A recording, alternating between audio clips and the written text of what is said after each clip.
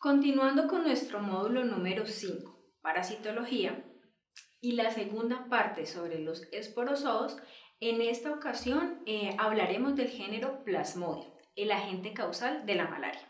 La malaria o paludismo es una enfermedad que ha sido reconocida hace más de 4.000 años. En estudios arqueológicos se ha confirmado la presencia de Plasmodium en momias con más de 3.500 años de edad, principalmente en Egipto, y las más antiguas son de hace más de 1.500 años antes de Cristo. En los humanos, esta enfermedad produce una infección que es producida por diferentes géneros del género Plasmodium, que son Plasmodium vivax, Plasmodium falciparum, Plasmodium malariae, Plasmodium ovale y Plasmodium noblese, siendo Plasmodium vivax y Plasmodium falciparum las dos especies principales que afectan al hombre. Los parásitos adoptan diferentes formas tanto en el humano como en el mosquito. Morfológicamente se distinguen en los eritrocitos las formas de trofozoitos, esquizontes, merozoitos y gametocitos. En el vector se encuentran formas sexuadas que luego se van a convertir en la forma infectiva para el hombre, que son conocidos como los esporozoitos. Morfológicamente se pueden diferenciar las especies de Plasmodium cuando se observan en preparaciones de sangre cuando están estas coloreadas. En las imágenes entonces pueden observar las diferentes formas de las dos especies principales, Plasmodium vivax y Plasmodium falciparum. Las formas parasitarias que se encuentran en los eritrocitos humanos son los trofozoitos, los esquizontes, los merozoitos y los gametocitos. Los trofozoitos constan de dos partes. Observen en las imágenes que el citoplasma se colorea de azul y el núcleo o la cromatina de un color rojo. El citoplasma en los parásitos jóvenes tiene una forma de anillo, según la especie de Plasmodium. El eritrocito, cuando está parasitado, puede sufrir algún tipo de deformación y presentar algunas granulaciones rosadas, que en las especies de Plasmodium vivax y Plasmodium ovale se denominan de Schuffner. Los trofozoitos adultos de Plasmodium falciparum únicamente se presentan en las infecciones severas. Los esquizontes se observan bien en las imágenes. Estos presentan dos o más masas de cromatina, según el grado de maduración. Cada masa de cromatina está rodeada de citoplasma. Estos esquizontes maduros, al terminar de dividir su cromatina, están constituidos por un grupo de merozoitos. En la imagen los pueden observar, que son los que se encuentran en los recuadros. Estos merozoitos a veces se pueden observar en forma de roseta o con el pigmento malárico, que es de un color café en la parte central del parásito. Según la especie de Plasmodium, los eritrocitos que son parasitados presentan cambios de forma, tamaño y presencia o ausencia de algunos tipos de gránulos. Es importante tener en cuenta que las infecciones por Plasmodium falciparum solo se observan esquizontes circulantes en los casos que son muy severos. Los merozoitos son aquellos que salen del esquizonte maduro por ruptura o rompimiento del eritrocito para luego entrar en cada uno de los nuevos eritrocitos. Los merozoitos tienen una forma oval, la membrana está formada por dos capas. El número de merozoitos va a variar según la especie. Ahora veremos los gametocitos. Estos son de gran tamaño, ocupan casi todo el eritrocito o pueden estar de forma libre. Tienen un citoplasma grande de color azul con un pigmento malárico. La cromatina se presenta como una masa única, algunas veces puede ser difusa según el sexo del gametocito. El gametocito masculino recibe el nombre de microgametocito y el femenino de macrogametocito. En las especies de Plasmodium que parasitan al ser humano, estos gametocitos son redondeados. La excepción son los gametocitos de Plasmodium falciparum, que tienen una forma que es mucho más alargada. Existen dos ciclos diferentes.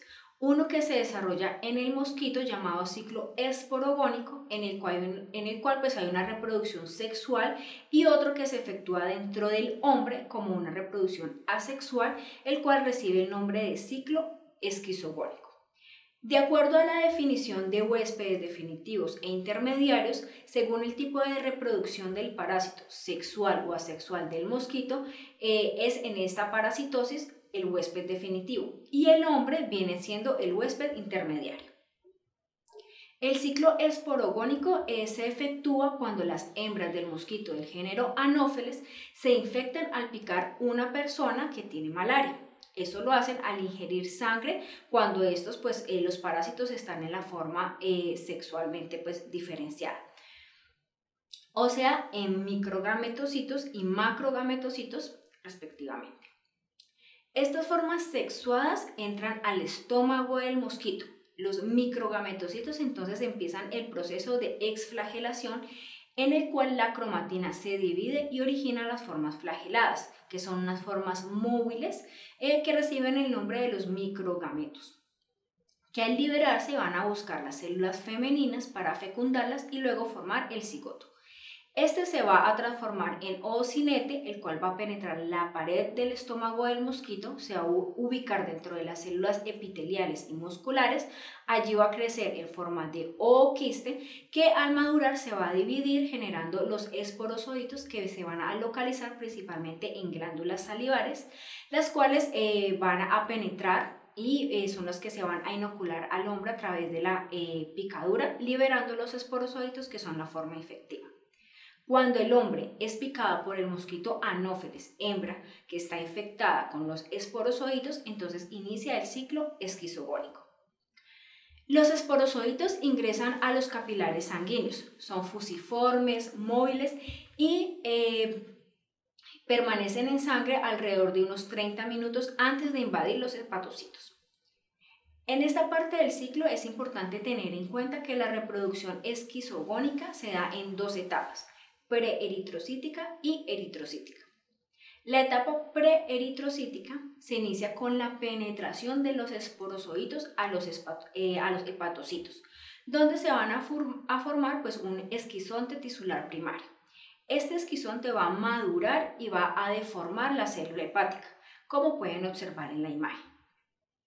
Después de unas 6 o 12 días va a sufrir una ruptura y va a liberar miles de merozoitos tisulares que van a pasar rápidamente a la circulación para invadir los eritrocitos. En Plasmodium vivax, algunas formas tisulares pueden permanecer latentes por varios meses, por lo cual este estadio se conoce como hipnozoito. En la etapa eritrocítica, los merozoitos procedentes de los esquizontes tisulares van a invadir los eritrocitos, en donde toman las formas de trofozoitos que luego van a formar el esquizonte. El esquizonte maduro se va a romper y el eritrocito va a liberar un gran número de merozoitos. El número de merozoitos va a variar de acuerdo a la especie de Plasmodium. La liberación va a ocurrir unas 48 horas en caso de Plasmodium vivax y falciparum y unas 72 horas en el caso de malaria. Cada una de estas formas del parásito va a invadir un nuevo eritrocito y va a dar comienzo a otro ciclo eritrocítico. Una vez se ha dado el ciclo de vida en el hombre, dando como resultado los gametocitos, estos van a constituir la forma infectiva, en este caso para el mosquito. Y cuando la hembra de Anopheles toma la sangre de una persona que tiene macro y microgametocitos, continúa e inicia un nuevo ciclo. La patogénesis de la infección por Plasmodium depende de varios factores: de la respuesta del hospedero, de la especie y de la genética del parásito. También del grado de infección, de la coinfección con otros microorganismos, del estado nutricional, de la edad, el sexo. La fisiopatología va a estar basada principalmente en los cambios de los eritrocitos y las lesiones a varios órganos.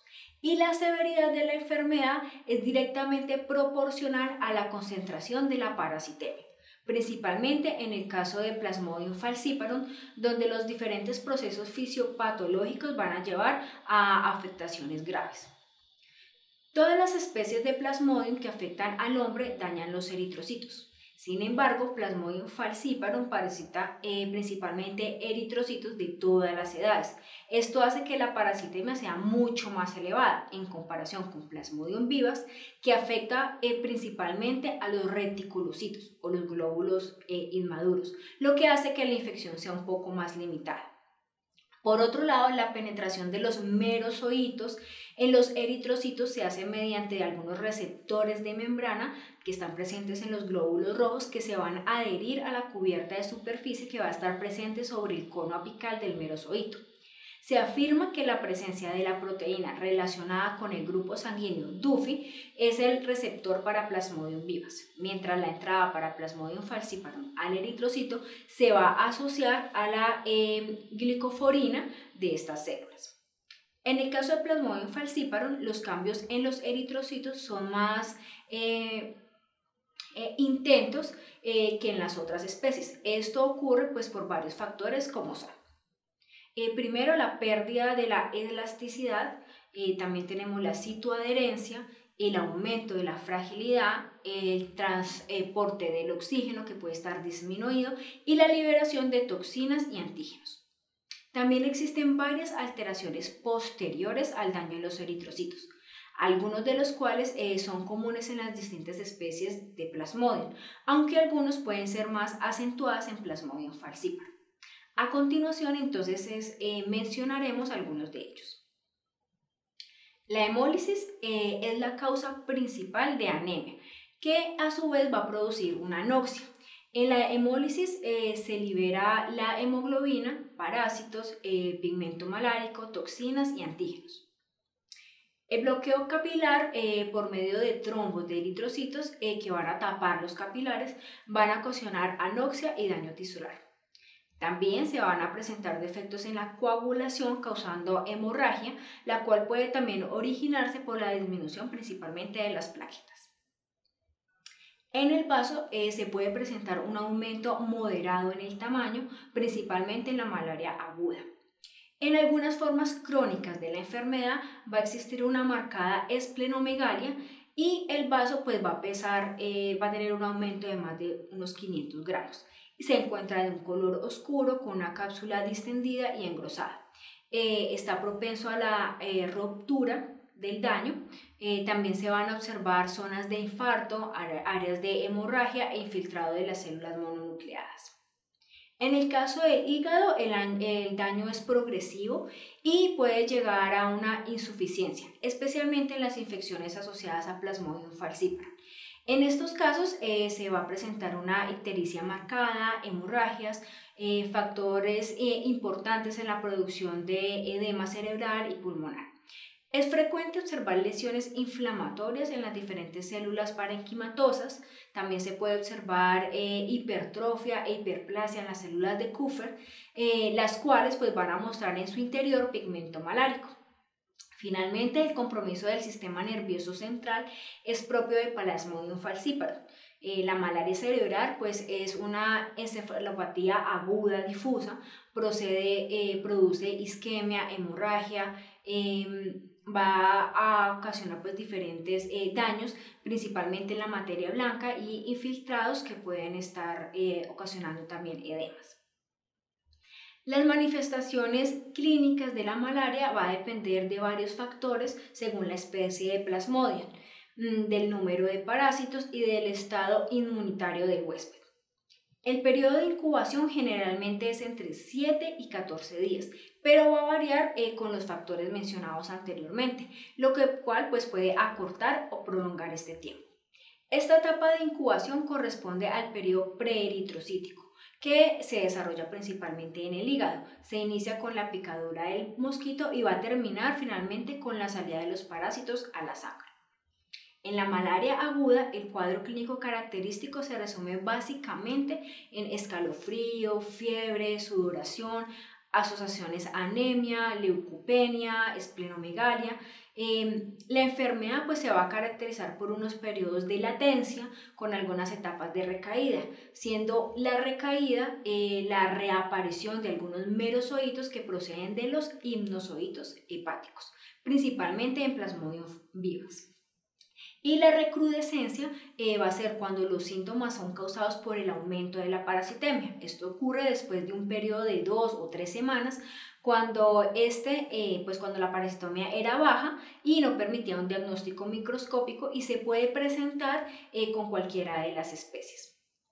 Para el diagnóstico clínico, la malaria es la primera opción que se tiene frente a pacientes en zonas endémicas, pero por lo inespecífico de la sintomatología se debe buscar una confirmación parasitológica. Clínicamente, la malaria puede confundirse con otras enfermedades febriles, especialmente cuando se presentan complicaciones o cuadros clínicos atípicos.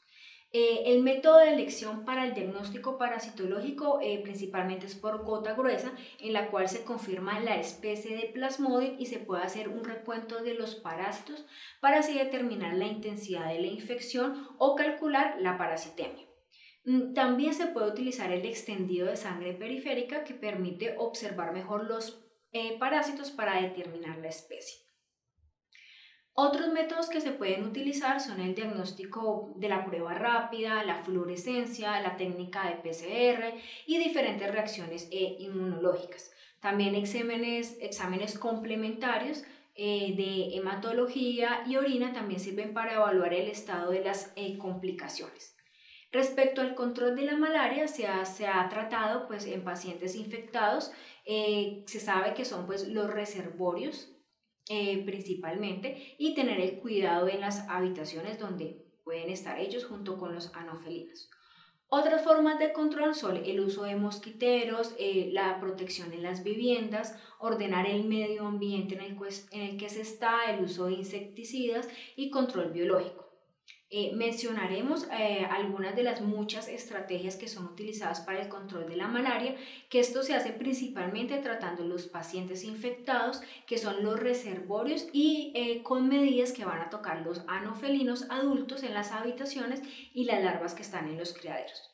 Otra forma de control son el uso de mosquiteros, el control biológico, y en el que se utilizan seres vivos como peces, que son los depredadores de las larvas de diferentes de los mosquitos.